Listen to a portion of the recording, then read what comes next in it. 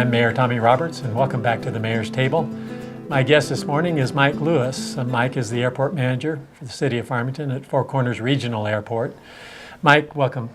Thank you, Mr. Mayor. It's good to see you this morning. It's good to have you here. We've talked about the airport and the operations at the airport on a previous segment of the Mayor's Table, but I think it's time to bring the topic back and revisit it and inform our viewers about developments at the airport. We've actually had some pretty good news recently that Great Lakes Aviation provides regional air service to our airport, has expanded its flying schedule to some degree. Talk about that. Yes, sir. The beginning of October, Great Lakes came in and increased the flight schedule to basically 3 flights a day to and from Denver, which is something we haven't seen in over a year here at Four Corners Regional Airport.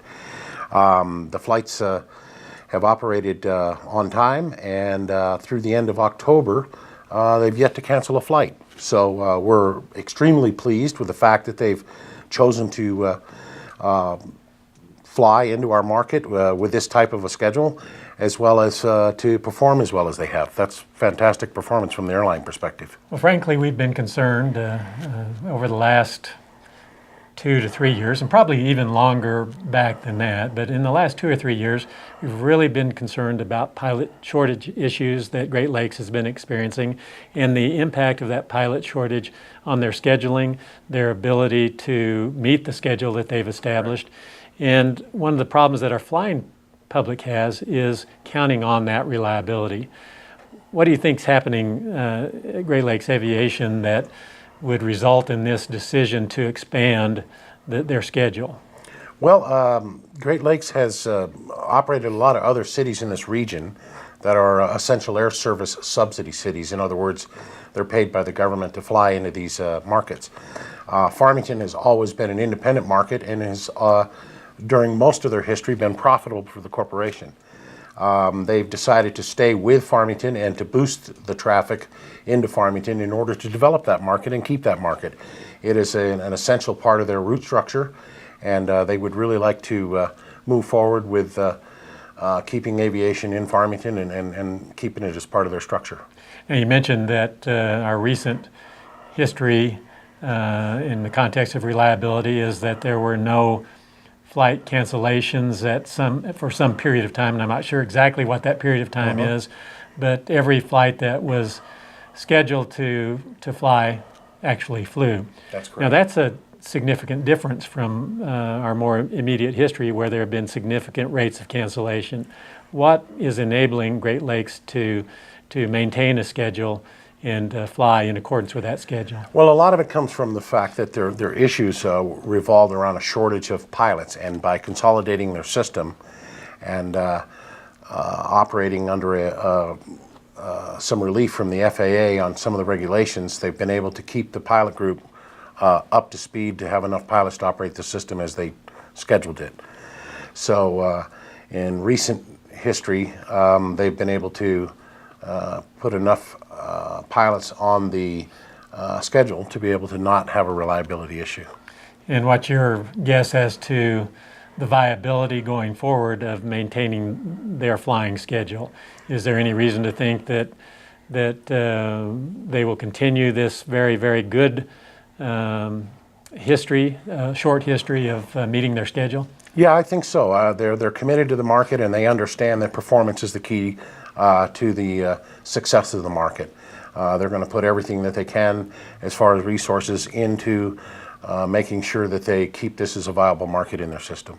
The flying public makes decisions about flying out of particular locations probably based on 2 things primarily. One would be reliability. Will they actually take off when they're supposed to take off? Will they get to the destination when they're supposed to get to the destination? You've talked a little bit about that. We've got a little bit of a history now behind us where Great Lakes is batting 100% with completion, with, right? With completion. But the other component of that decision-making process on the part of the public is rate and fare. Right. And so what are the fares that are being charged for these flights to and from Denver? Well, the fares are set at different rates depending upon whether it's a round trip or a one-way flight. They do offer flights as low as one way for $121 to Denver. There are lower fares that can be had through a combination of round-trip flights and the certain day that they fly, and the connecting flights that they choose also can help lower that cost between Farmington and Denver. As you mentioned about the recent activity of being completing all of their flights, in addition to completing the flights, they've been able to maintain an 87% on time within 15 minutes. So 87% of the time you can count on getting to either Farmington or Denver within 15 minutes of your scheduled arrival, which is, considering the issues with the weather and traffic in Denver, is a pretty good number. Most airlines shoot for trying to reach 85% within 15 minutes. They've exceeded that by 2%. So they're really putting some effort into the market. I think they see it as part of their viable future. And we're just happy to be on the receiving end of that type of effort that they're putting out for us. Yeah, that's very encouraging news, and I think we've been looking for good news in some of these statistical databases. I think over the last 2, 3, 4 years, we've been seeing declining trends. Right. Fuel flowage charges, enplanements, cancellations. A lot of those demographics have been negative in context.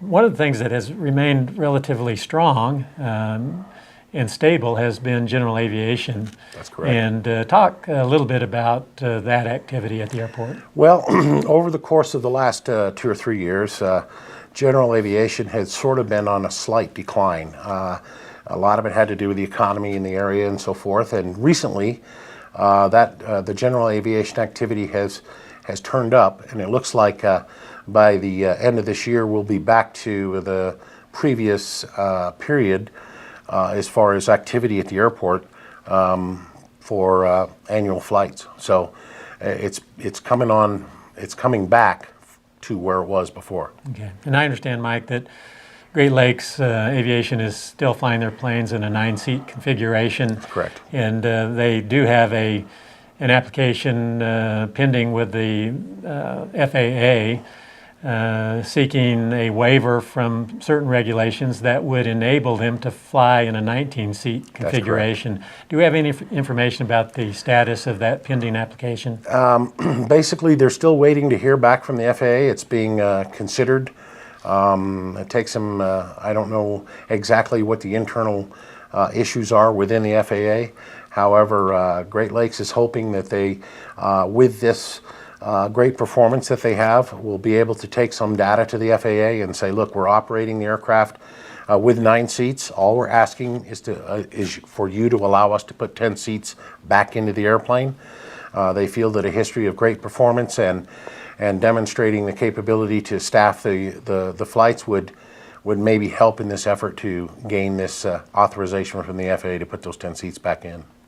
To be sure that we're fully informing our viewers about the scope of Great Lakes' flying schedule, do they offer flights to any other cities other than Denver? Currently, they do have a flight that goes from Farmington to Page, Arizona.